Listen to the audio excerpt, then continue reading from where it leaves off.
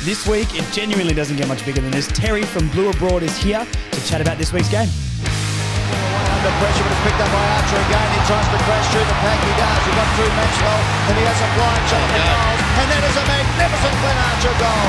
2 in a minute to the man who's the Shimbo. Welcome back to Further North, everybody. Now, every single week, I start these by saying we've gone big. We've gone to a big guest. But in the podcasting world, it doesn't get too much bigger on social media stuff. Terry is here from Blue Abroad. You're a bit of a superstar in this industry, mate. Thank you for jumping on the pod. Am I? Yeah, why not? Yeah. I don't know. I'm just a man that follows his blues, mate. That's what I am. Very, very passionate, man. No, the big platform, do so much good stuff, handle the Carlton fans' emotions every week like an absolute pro. So got to give yourself a little bit of credit, mate. Well, I think I should be applying for some sort of certification, like some sort of psychologist type certification. I think maybe even just get a therapist as well. I was going to say it goes both ways a little bit there. I think you've got to be the therapy for the fans, and then you yourself need some sort of therapy to deal with those fans. Yeah, it's good. Good fun. Oh dear. Well, look, let's get into it. I mean, I want to ask you a little bit about the game that you just played, or last night when we were recording this. Give me a little bit of a rundown on how you felt about Carlton's game. I've got a couple of questions about it. I didn't watch it myself. Give me paint me a picture. How did the Blues play, and are you feeling positive after it, or were there question marks? Bit of both. I think ultimately the job was done in a quarter, if not a half. We were incredibly dominant in the first quarter. In every facet of the game. It was wet-ish. We looked clean, no fumbles to be seen, 50 handball receives, gives you a bit of a picture as to the type of way we were playing: run, carry, overlap, hit targets in open space, even spread of goal kickers, up by 40-odd quarter time. Yeah. Andrew McWalter's calling his Eagles pathetic at quarter time. And so, we ended up going up by 46, I think it was, at halftime. And to be honest, the game was done. And, and the narrative around Carlton at the moment is, the second half fade outs. But from my lens, I never felt that the game was in danger of being lost. The margin will say 34 points. But, Curnow goes down, doesn't play the second half. Hudson O'Keefe, the backup ruck, second forward option, third forward option, doesn't play the fourth quarter, and we cruise along and take the 4 points and get out of Perth, and where we go. Perth, our home away from home at the moment as well. Yeah. Clarkson is the mayor of WA. That's the what we're trying to push on the podcast at the moment, because we've actually got a pretty good record over there, weirdly enough. But yeah, look, good on the Blues for that, to be fair. I mean, I'm looking at, even just having a look at the worm here, and you can see the way the game sort of tracked. I mean, halftime, you're feeling pretty good, and you only kicked a couple of goals after halftime. But was it an element of control from the Blues, and they just sort of did what they had to do, or did the Eagles sort of get on top, but it was a little too late? No, honestly, I just think the Blues stopped trying to create that overlap run. And I mean, maybe it was a choice made to get further. Well, once we got to a certain margin, I think maybe there was a management decision made, got a game to back up in, 6 days time and that sort of thing. And compounded with, the wet weather started seeping into the Blues, and the fumble started happening. And the Eagles responded. They fought it out. It depends on who you talk to. I'm at a really interesting phase right now with the Blues. I think, start of the year, I'm pushing, thinking maybe we're ready for top 4. It's been pretty clear that we're not. So we're not quite that dominant team that's going to be putting teams to the sword in that situation for the most part yet. Hopefully one day. Well, that was going to lead on to my next question. What was your expectation coming into the year for the Blues? And obviously we sort of know finals was on the cards, or should have been on the cards. Where in the finals maybe is up for debate, but where did you think, and what are they sort of, obviously not meeting that, but where are they at the moment in your opinion? Yeah, start of the year, I was, pushing for top 4. That's where I thought we were at. I thought for 2/3 of the year last year, we were in the top 4. We were second for a big portion of the year. And then, we fell apart towards the end. Injuries hurt us as well. And there was a school of thought that, shake up the strength and conditioning department, replace Andrew Russell with someone else. And if we can get on top of the injuries and stay healthy, then we'll be okay. We're pretty healthy this year for the most part. I think this week we'll finally start seeing the injuries start catching up to the key players into the side. For me, where I'm at right now, like we have to play finals. Like for me, it's a non-negotiable. I understand the whole, you're making up numbers, but I also understand the process of winning a flag means you've got to show up to finals year after year to hopefully get there eventually. So, yeah, top four was the start of the year. Now I'm looking at it a bit more now that I've seen the type of team that we are, and I just have to play finals football, whatever that looks like. I mean, the run's not too bad for the rest of the year. Do you, if you're going to put a guess on it, are you playing finals or are you not playing finals? You reckon? I know I'm putting you on the spot a bit there, but No, I'm very ready for this answer. yeah. I've done the predictor. I think we'll make it. I think we'll scrape in. It's a big I call. do. Yeah, I mean, we have been given a fixture which I think we can take advantage of for sure. There's no doubt about it. It's not a quote unquote difficult fixture, but I'm mindful of saying that, showing disrespect to teams that I think we should be beating. But yeah, this team should be playing finals football at a bare minimum. So yeah, I think we'll make it. All Don't right. know how, but I think we'll make it. But you think they'll make it? I love it. Yeah. I think I'm going to make it too, mate. So we're all dreaming. No, I'm joking. No, it's interesting. Like the run isn't too bad for the Blues, and that first obviously 5-6 weeks, you're just looking at it like what is happening, and then they've stabilized a lot, and they look a lot more assured in what they do. I think the way they move the ball and definitely taking advantage of strengths they've got around the ground, like, contested work and that sort of stuff, stepped up for the games that I've seen them. I'm not watching them every single week, but, you were right what you said before. You've got to beat the teams you should be beating. And I guess this week coming up is one of those where we know where we are on the ladder and we've got a future to look forward to, we hope, but we're nowhere near where we want to be. Did you see much of the North Freo game on Saturday night? Absolutely. I watch more North Melbourne games than you would actually believe. I love it. We'll have you over here anytime, mate. If you want to switch the blue and white for a little bit lighter blue and white, you just let me know, all right? Rue abroad? Ooh, I like that. Yeah, that's got a ring to it. Okay. Unbelievable. Well, we could just merge the two clubs and then we could be the Tassie team or something, and then we'll shoot up the ladder with our list combined, mate. Sounds all right. I won't go that far. What did you think of North on Saturday night, just from a neutral's perspective? Well, similar to what I think of North most of the time when I watch them, like I see the desire, like it's there. They're trying their guts out.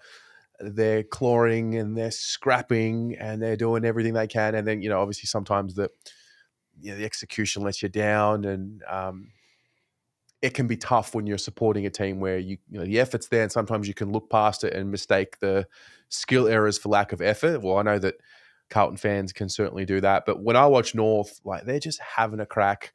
They're trying their guts out, and then they just get undone with some silly mistakes. Yeah. But they don't lack a desire, which I think is, that's all you really want as a team that's a bare minimum, right? Isn't it? Yeah. Yeah, I don't disagree. I mean, that's painted perfectly to how I feel like the game went. We tackled harder, we chased harder. You could see sort of we wanted it more, but all the good things we would do, we'd undo with just a hospital handball right in the center, and then the transition would get us every single time. So, look, we sort of chat a little bit before we started recording, and we've gone from losing by 40 to 60 to losing by 2 to 4 goals, apart from the odd game here and there. But I said on the pod that we did to review that game that I really trust now that we're not going to get smashed most weeks. There's going to be, I'm sure we're going to have, or be on the end of a really bad one before the end of the year. But most weeks now, I believe we're going to compete. And that's the biggest difference for me, where last year we're going into games going, God, I hope it's under 50. And now we're like, I hope we run them close. And if we're in it at the end, you never know what's going to happen. So, look, I think we've improved massively in that. And, coming into this weekend's game, obviously with what happened last time, with being one of the most embarrassing days I've ever had as a North Melbourne fan, for sure, definitely where the Blues were at, even though we knew they could play better than what they were, and where we thought we might be with the D's game not being shortly before that, and feeling like maybe we'd made the jump. I really hope we can come out and show a little bit of we're not going to let that happen again, and we want to right the wrong a little bit. And I'm not necessarily saying we're going to win this game, but, you can improve massively on what we dished up. But one question for you about Carlton, maybe through the year. What's something you guys have done really well through the year that you've improved on, or what's something you've done poorly that's maybe kept you not moving up the ladder to where you thought you'd be?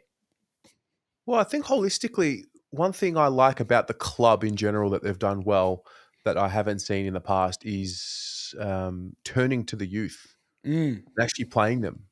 There's this, narrative around Carlton and where they should be at this point in the rebuild, and for the most part, that's right. But we've debuted 5 kids this year, played their first game for the club or more, and we've actually stuck with them. And I think we've started to see them developing. So I think we're sort of building out the depth a bit. The contest side of the game, we're pretty good at it. Like we're actually pretty good at winning the football. We're not very good at using the football. Yeah, well, I know all And about that. yeah, so that's how I summarize the Blues this season. It's and depending on how you watch the game, depending on how you watch the club, you can either say you're so close because you just tidy up this disposal, and then on the other end, you've got a team that's tough to play against, tough to win the ball against consistently. Once we clean it up. But the thing is, similar to you guys, and when we were in 2018 at the early stages of this team, the skill errors were still there.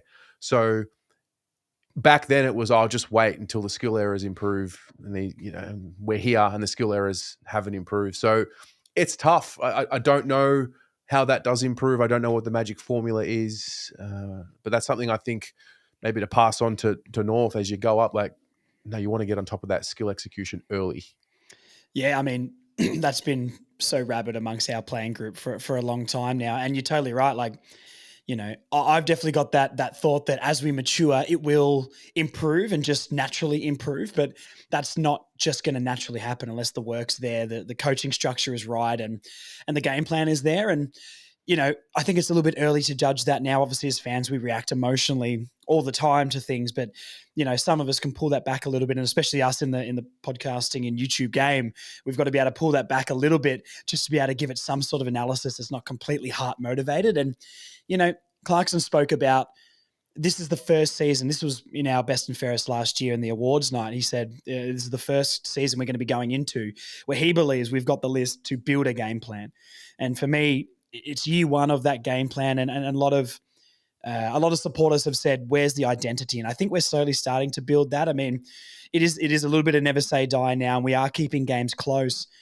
Our defensive personnel on paper aren't the best names, but structurally, I think we do pretty well now. And I'm still getting my head around exactly how that is, and I think it stems a lot from the midfield not allowing the constant inside 50 entries, but you're right. We're stepping up and we're looking better, but it's not just going to be like that because, like you said, if your rebuild's starting around that 2018 mark and we're in 2025, there's so much that has to go right in that time, and it doesn't sort of naturally happen. What players for you guys this year maybe have stepped up from last year? Is there anything different in the player personnel that you think is making Carlton, improve in those things you thought were getting better, or we can flip it around as well, the players that maybe aren't playing quite as well for you guys that need to step up that could get you into the finals? Yeah, well, I think the notion of the Carlton stars, right? They're not playing at that star level as what they have been over the last few years. Cripps has just won his second Brownlow. He's not playing, still playing well. He's still a great player, but he's not playing at the same level. I think Walsh is similar. I think Kerno's similar. I think Mackay's similar. Wiedering's been pretty solid, but for a couple of games. So I think at the top end, they're not dominating like what we've seen them and why they've earned that reputation, apart from maybe De Koning has been pretty solid. But then when I think about the bottom end ish, so, we've introduced Cooper Lord, who's playing a lot more footy now. He's really, really improved from last year a lot. Jack Silvani didn't play last year. And then there was this experiment with him going down back, and it's been so clear that it's the right move that you can just like bank it. Like it's the one. And that was a big question coming into the season, who was going to be able to step up in the back line and sort of partner with Wiedering. So yeah, I think those two are the ones that stand out. I mean, George Hewitt has improved from last year, and he's playing at a really high level. And then I think adding Nick Haynes to the group had a interesting first game, well documented by everyone who talks about Carlton, but he's been rock solid, and it's gotten to the point where we now have moved McGovern out of the back line. because we don't need 4 talls down there. We've moved him out of the back line. Now we've got him playing forward again over the last few weeks. So there are improvements, definitely. Youngsters, Matt Carroll, Will White's had a few games as well. We've seen that. And I think that's important moving forward. We've got to see, rather than being a team that relies on the top 6, 7 players to win games, it's got to be a more of an even spread. And I think that might be what we're starting to see with the Blues. Your injuries. Let's have a chat about that. I wasn't aware that Mackay didn't play. What is anything going on with him? I haven't been across it. He had a sore knee in the fourth quarter against the Giants. Then we had the bye. Then he didn't get up for the Essendon game, and he won't play. I don't think he'll play this week. Okay. The way that it's been spoken about, the way that it's being reported by the club, they say knee soreness, and they've spoken about not being able to diagnose it, which is just so strange to me, because it's like, what do you mean you don't know what it is? Yeah, that's interesting. So there's that. Curnow, calf tightness, didn't play more than a quarter and a bit against the Eagles. Don't know if he'll get up. So there's that. Walsh out for 5 to 6 weeks. Elijah's not playing. Obviously Nick Newman's not playing. So there's a couple that, if they were available, they'd definitely be playing. I think when you lose, 2, 3 of your best 6 players, it's going to make a difference. Yeah, absolutely. I mean, as a North fan, looking at that, Colonel Mackay scare me. I don't care what form they're in, if it's good or bad. They're terrifying, especially with maybe the defenders we have at our disposal, especially Charlie Comben at the moment. Jackson Archer, a potential to come back, even though he's not a key defender, but he does so much down there. If we go in with Toby Pink and Griffin Logue for, Colonel Mackay, that really does scare me. So it gives me a little bit more confidence, maybe knowing that they might not be there. Are any of them confirmed not out, do you think? Or you reckon there's a chance they might get up? Or there's a chance Curnow will play, because they said calf tightness. So there is a chance that he'll play. I don't think Harry will play, personally. Yeah. I mean, I'd be surprised. We're filming this on the Monday. If we get to Thursday and he's named, I genuinely would be surprised. I think we might see the debut of Harry Lemmy, who's in the twos. He's our next forward down there, because Hudson O'Keefe, who played his second game against the Eagles, he got injured, did his hamstring. So, I think you might be seeing a forward line of Curnow, McGovern, and maybe Harry Lemmy. Yeah, okay. Interesting. For our players, let's switch it over to North for a second. Anyone you're looking at on our team that you've got to cover, or anyone you think might be able to get off the chain a little bit for North? Who have you liked? You said you're a massive North fan, so who have you been liking and who are you worried about? Massive North fan. Huge. Let me tell you now, one of these small-ish forwards will be having a day out, whether it's Paul Curtis or Zach Fisher. Imagine that. That'd be like. Well, Zerha is a potential. He was absolutely battered on Saturday night, and I've never seen that man look so sore in his life. And he's been in some big contests before. So, every single week when we do these previews, I always think like Curtis and Zerha combination up there could be a little bit of a matchup nightmare for teams. And they both didn't kick a goal last week, and we were still in the game with obviously Leica getting back to form. But if Zerha doesn't play, Curtis can have more attention put to him. So that means, maybe we don't have that dynamic there. But do you think that sort of player is something that the Blues maybe can't cover super well? Lock it in. Paul Curtis, 2 goals minimum. I don't know how or when or what quarter, but like he's a good player. I really like him watching from this side of the equation. Who else do I like from North? Oh, what's number 17's name? Is that Hardiman? Hardiman. You got one there. He's good. We love him. Yeah, fantastic. Him. Yeah, I like the way he goes about it. And then there was a new one. Oh, he wears like maybe 40 something. Hanson Jr., 46. No, 40 something. Defender, midfielder. Defender. I think he comes out of the half back line maybe. Oh, I think he's 40 played a couple something. of games. All I could think is Callum Dawson, but he didn't play very well because he got subbed out. Oh, like a running half back. McKercher, O'Sullivan, Caleb Daniel, you'd know. Maybe I'm thinking of Hardiman and I've just got it mixed up. Got Hardiman on the brain, mate. Okay, maybe it's Hardiman. I Mm, like him. He's okay. left foot, right? Left footer? Left footer. Yep. Yeah, okay, sorry. It's him. He's got the penetrating. He wears 41. Oh no, that's Constanti. That's Constanti up That's in the our one. yeah. I like him too. Well, that's I a like him polarizing too. player for North fans, mate. Interesting. I love him. I think he's good. I'd like more goal sort of threat with him, to be honest. But geez, the pressure and the tackles he lays are fantastic. Kicks a goal nearly every week, and I don't know. I like him too, but there's so many fans who hate him and want him gone. Oh, mate. Yeah, I know all about that. He's only 20 though. He's a first round pick. He's only 20. First year he's played an AFL game. You know, we're all cursing out. I've always loved Dylan Stephens. I've always looked at his game and gone, there's a player there. He's really clean with the football. And about 4 games into his North career, everyone was ready to draw and quarter him. And then this year he's been a really, really good player. So I think hopefully we're learning, and maybe this goes the Blues way too, obviously, I'm sure it would, that let's not write players off after half a season. And let them in bed. And sometimes it does take more than a year, and that maybe is good enough, not good enough. That's up to the individual to decide. But yeah, Constanti is a live wire, mate, and I'm into it. Yeah, big fan. Unreal. How do you think this midfield battle is going to go? Because Cripps is obviously going to be in there, but what do you think your best midfield 3 is at the moment? If we're lining up with like a Wardlaw, LDU, Sheasel sort of thing going on, how do you think you compete with that? Yeah, I mean, well, add Sherry to the mix there. Mm. Like the Sherry DeConing matchup's always tantalizing. Like DeConing's got to not try and get sucked into playing Sherry's game style, because Sherry's just a lot better at it. If anything, he's got to use his strengths. So it's going to be a great matchup. DeConing will use his athleticism if he's going to want to get on top. And Sherry's obviously one of the strongest rucks in the comp, if not the strongest. So there's there. I mean, for what we've got available, Cripps, Chera, Hewitt, they're the 3. Cooper Lord will get some time in there. He'll run through there at times. So yeah, it's going to be great. I mean, it's the midfield battle. I mean, I know that we won well last time, but the midfield battle was still good to see. Good matchups. So yeah, I think that's going to be a pretty hot contest, and I love the DeConing Sherry matchups every time we Such have polar them. opposite ruckmen who are very, very good. So yeah, which style gets on top? Yeah, you're right. Unreal. LDU back to form as well makes me very excited. I hope he can back it up as well, because his numbers weren't that much different to what he's been doing every week, but it's the eye test and it's the impact that he had in that game. And if he can do that, geez, that's going to go a long way, because you guys smashed us out of the middle last time. I feel like we didn't win a clearance for the first half, basically. I think we had 1 clearance to quarter time or something like that out of the middle anyway. This is what we do.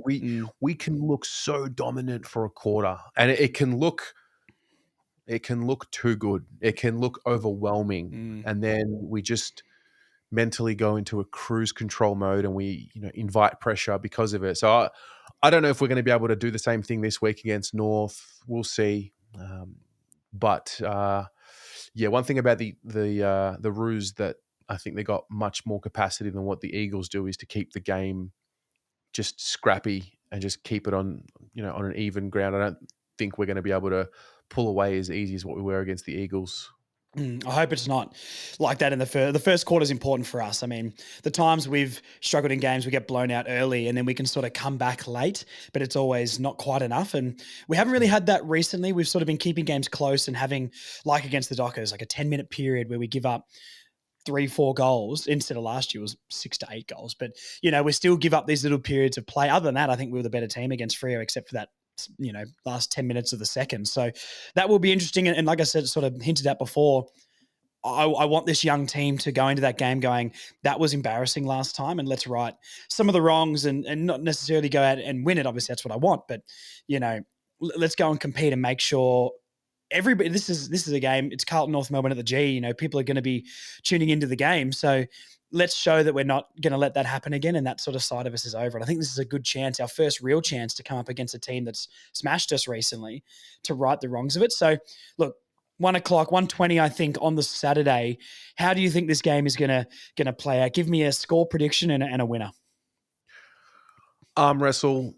Hopefully the Blues have a bit too much experience, and they're just overall the better team over the 4 quarters. I think we'll win by 19 to 21. Okay. Okay. I don't think we'll be. I didn't think we would be smashing North last time, and I don't think we'll be doing it this time either.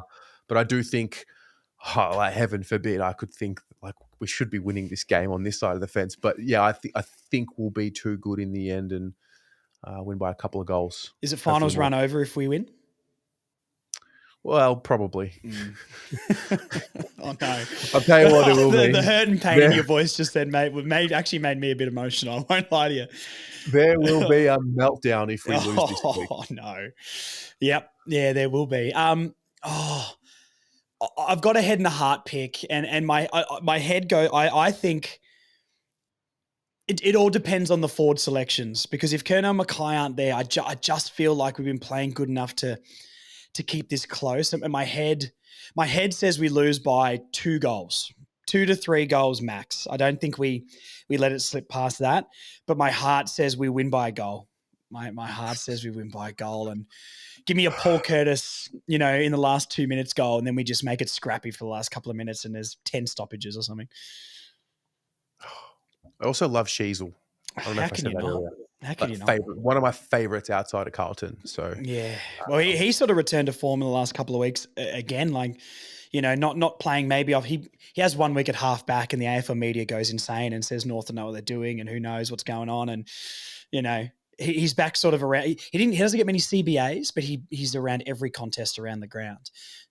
And he sort of shows his skill and class over the last couple of weeks as well. So the Sheasel LDU Wardlaw combo is a tasty one for me.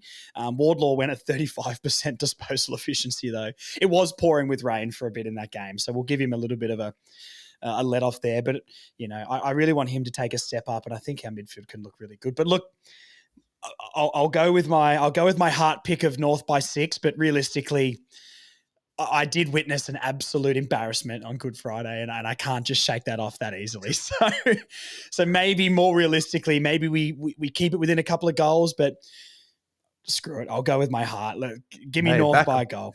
Back the boys in, mate. That's Get right. behind them. Get behind them. All right. My last question for you is always my favourite of the pod. Name your favourite player in history to play for both North Melbourne and Carlton. Go as deep as you can. I got a couple for you if you need. As in who represented both teams? Someone who's played for both clubs, who you like.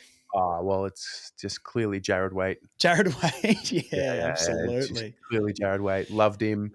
But he had frustrations as well. He sort of he showed so much promise, and then he would play well, get injured, hamstring, 2 to 3 weeks, come back, play well, hamstring, 2 to 3 weeks. Then he goes to North, and then just like puts together a full season healthy, and you're like, what's going on? A couple of prelim. He was in 2014, was he? He was 2015. So got us to the prelim there, 16 as well. Yeah, finals. Yeah.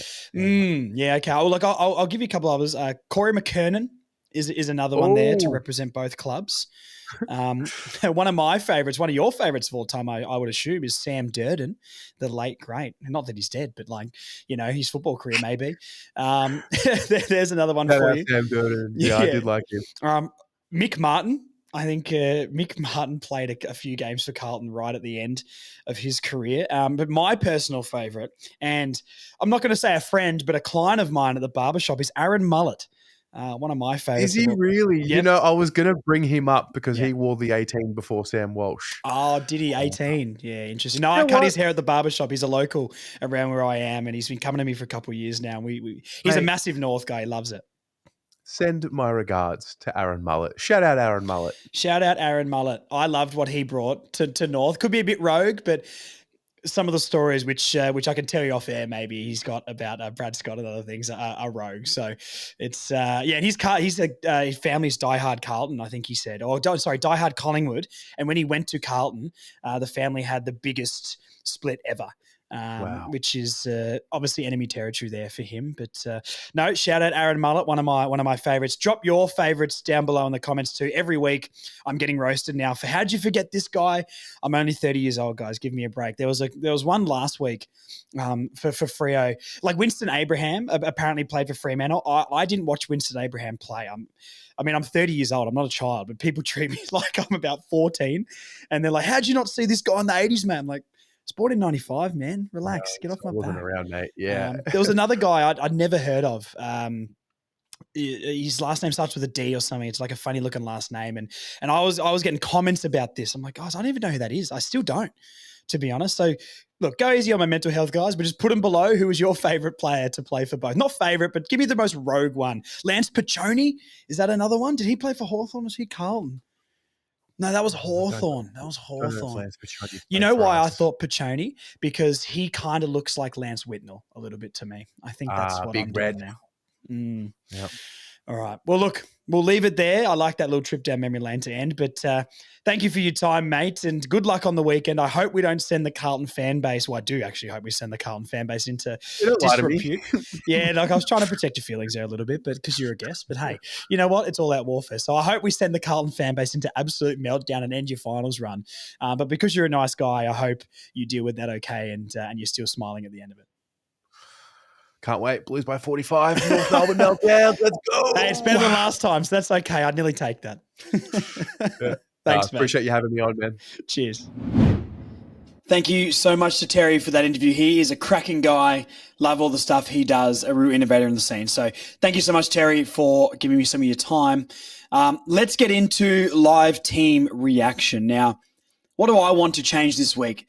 I've been thinking about this a little bit. There's not really much I would change. It's hard to change a team after a good performance like we put in against the Dockers. I think the only change I would be looking to make with Carlton not having Mackay there, I think Curnow will play like we sort of talked about. Their forward line isn't overly tall now. I know Lewis Young can potentially play down there, but I'm not crazy scared of him. I think we can't go in with the three talls like we did. So I think the obvious change here for me is Archer in for Callum Dawson. That is what I would do. I probably wouldn't change it up too much. There's players I'd like to see. Callum Coleman-Jones is someone I've heard has been in okay for, and he's played okay in the VFL. I would prefer Teakle over him. I want Teakle to get his chance. How do I say? Darling is a player that I think is really important structurally for us, but if I didn't think he was so important to the structure, he'd probably be someone that I would be looking to maybe replace. One goal in his last three, does so much invaluable stuff, but I would like more production from a 200 centimeter player or like a tall up there. So I would love to see Teakle get his shot. Will Dawson's a weird one. I still just don't believe he's going to be a forward or going to make it as a forward. He's played defense his whole life, and you know, I really would have liked him to get that shot over Callan. So, look, Dawson or Teagle coming into that forward line, I wouldn't hate it, but I also don't necessarily want Darling dropped, if that makes sense. There's a potential for you, but I still just don't think they drop Darling. There's not really much more I would change. Robert Hansen played really well. There's not really anyone not playing very well at all. I like Constanti. I like what he does. I see the value he adds. I know it's very 50-50 with the fans, but you're not going to replace the tackle pressure, the tackles he lays. He does kick about a goal a game. I'd like more from him, but he played 14 games ever in the AFL. He's 20. So I don't know. I wouldn't be changing Constanti personally. So I think realistically, the only change I would realistically make is Archer in for Callum Dawson. So Archer played 3 quarters, I believe, in the VFL. I think that's enough for them to play him. We need to be cautious with him, absolutely, because he's in our best 22, is a lock for that best 22. So I would like to see him in, but if there is any risk, no, but let's see. The other chat a bit around has been CHOM, and CHOM has potentially made big strides and will undergo a fitness test to see if he's able to play, which last week we heard 2 to 3 weeks, which would get him back for maybe the Bulldogs game, if not the D's game. So, look, I don't know how I feel about that. I probably wouldn't be risking him. If they're sure he's 100%, then go for it. But I don't know. I think that's, what do you get, a hairline fracture in his shoulder blade? I think that's probably a little bit too severe, even though it's not a crazy injury. I guess it's only a hairline fracture, but surely it doesn't heal in a week unless they misdiagnose. So, look, I think we can spare CHOM this week just to make sure with the lack of tolls Carlton have. I wish the Hawks game was this week and Carlton was next, because then we can rest Archer and CHOM for the Hawks, because we're just not beating them down there. And then we can bring them in for Carlton and the D's and Dogs and other games that we've got more of a shot in. So, look, give me Archer in for Dawson out. Interesting to see if CHOM's in.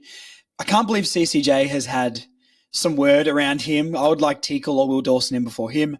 And I guess when you talk about like Robert Hansen and Constanti in there, or do you bring in Bench or Cooper Harvey and all these sort of guys? So there's some stuff, but it's Alistair Clarkson. Every single time I think there's going to be changes, there's like one change, and it's always very disappointing. So let's have a look at the live team reaction. Let's do live team reaction.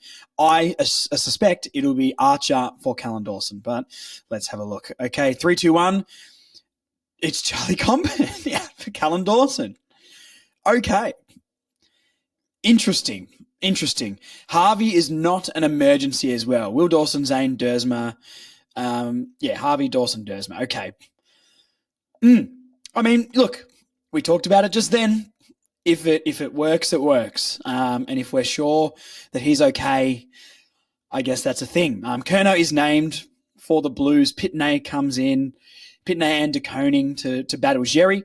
Which is an interesting one. Dersma had a great game in the VFL last week, but he needs more repetitions. I could just see him coming back and getting like 6 touches and doing something like that. So, look, unchanged lineup except for Chom and Dawson, which I think is the right thing to do. Obviously, I would have maybe liked Archer down there just to cover Carlton's foreline. But I guess McGovern has been playing down there a little bit as well. So, look, Griffin Logue can play a bit smaller too, so maybe it's all right. So, look, as long as Chom gets hurt in this game, he's out and misses extended time, that is bad on the club. But hey, we'll see. Like I said, did not expect very, very, very much at all. Lewis Young is an emergency, so he's not playing for Carlton. I thought he might. I thought he was playing, to be honest. So that's fine. Other than that, Carlton's lineup. I mean, look, the names are good there. You know, like Ollie Hollands. Nick Haynes, Wiedering, Silvani, Sard. It's not bad players in the back line. You know, Cripper, Chera, Zach Williams. They're good players. Kerno up there. Their forward line's probably the weak area of their lineup. So, I don't know, man. I still just don't. I don't think we get him, but I think we can get him, if that makes sense. If you want my honest opinion, probably go down by 2 or 3 goals, but they are there for the taking. But we said that last time, and it did not end very well. So we will see. There's not really heaps of news floating around this week as well. It was mainly on the injury front where does Archer come back and Chom is progressing and CCJ getting a few shouts for his performances and things like that. Dersma, great game. But, we're really into the nitty-gritty in the back half of the season now. So, there's not going to be much contract talk and things like that until later in the year. We're not signing any deals away. We're not really doing much at the moment, unless I've missed something. I'm trying to have a think. I've literally just got back from work, so I really need to do a bit more preparation sometimes. But hey, if there's any breaking North news, let me know. The only thing I think I heard was they're doing a 1975 reunion for the players, but it's like a stand-up thing at a bar, and everyone's losing their minds about it. And look, I guess all those blokes are pretty old now, so they probably want to sit down, but who cares if it's at a bar or a dinner? Just get all the lads together and have a good time. I personally don't really care about that. I don't think it's offensive to the players who won their first premiership or anything. I mean, just hang out at a bar and have some drinks and chat about the old times, I guess. And every event, like weddings, every wedding I've been to that's a sit-down dinner is not as good as the ones that's like a cocktail wedding, you know what I mean? So, but hey, maybe if I was 75 years old or something like that, I would have a different opinion. But hey, we will see. The Centenary game is coming up. I will be there. We're planning to be in Bay 29 for that one as well. So please get your tickets for there. It'll be a cool occasion. Get over to North Melbourne close to a flag and they will announce everything there for you guys. So let's get into tipping and we can let you guys go. Freo Essendon is about to kick off. I'm recording this at 8 p.m. on Thursday. So I'm going to tip Freo in this one, but I think it's going to be closer than people think. Games like this just don't blow out, I guess. But Essendon, they've got the points on the board to be a sort of competitive for the 8, but the percentage is well down. So, yeah, look, we've got more high percentage than them. Wow, that's crazy. I wish we played them again. Give me Freo, but I think it'll be closer than people give them credit for. Geelong will beat Brisbane down at GMHBA. Brisbane still aren't impressing me heaps, even though they're third on the ladder, and that's a crazy thing to say, but they're still just not crushing teams. I think they probably should be as reigning premiers. But hey, I think Geelong will win down there. I'm really praying for a Geelong-Collingwood grand final at this point. I think that's the only one I'd really be excited about. I mean, Collingwood will be there. Collingwood-Brisbane doesn't really excite me. Crows-Hawks don't excite me or anything like that. Definitely not the Suns. So, yeah, whatever. Is what it is. Sydney-Port. Oh, this is a hard one. I obviously want to hate Port. I'm probably going to go Port, to be honest. I don't want them to win, but I'm still refusing to accept how bad the Swans are this season, but they are bad. So give me Port. It's in Adelaide. I think I've got to take that. Collingwood St Kilda, little to be said about that. The Pies will do the job. But you know what? The Saints just randomly pop up sometimes, don't they? But not against the Pies. Not against the Pies. GWS and Gold Coast, the Expansion Cup. Oh, I don't know. You know what? That's actually a good game. Give me the Giants. Give me the Giants because I don't like the Gold Coast. Give me the Giants. And the Dogs will beat the Tigers. I think the Tigers are slipping into what we thought they would be, or have slipped into what we thought they would be.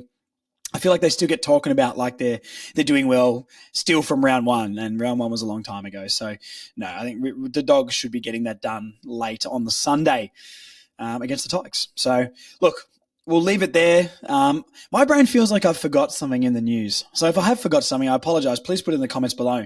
Thank you for listening. If you're on YouTube, please subscribe. It helps me so much. Likes and comments and that stuff genuinely gets me up in the algorithm, gets more people watching it, and can spread all the positive North stuff to everybody. So it's free and it does help me, which would be very, very appreciated.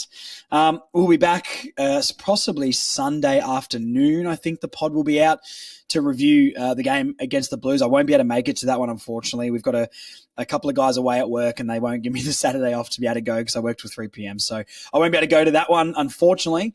But I will hopefully be able to catch up and react in real time to it. If I don't post anything on the socials, it means I'm watching the game behind and I will react later. And I can join in all the sorrow or terrifying excitement of us winning a game, probably by under a goal. So stay in there, North fans. I think we are a small chance this week, even though I probably wouldn't be tripping us. But I think we're a chance. And if we play like we did last week, and I think we can really scare the Blues. I just have too much PTSD from the last time we played them. Anyway, thank you to everyone who's come down to the barbershop this week as well. We had a couple of clients out who are North fans who listened to the pod, and I'm really sorry. I can't remember the gentleman's name who came down. He drove from Essendon, and I just can't believe people would do that. So if you're listening, mate, thank you so much, and I hope you come back. Not all the time. I don't want you to drive from Essendon all the time. I feel bad, but can't believe that someone would do that just to come and see me. So thank you so much. And thank you to everyone else who wants to come down to the barbershop. So Black and Brown Barbershop in Mitcham, across from the station. Jump on the website, request me, and put further north in the comments so you get extra special service. That's about all. I think we'll leave it there. Thank you for listening, guys. We'll be back on Sunday. See ya. Go North.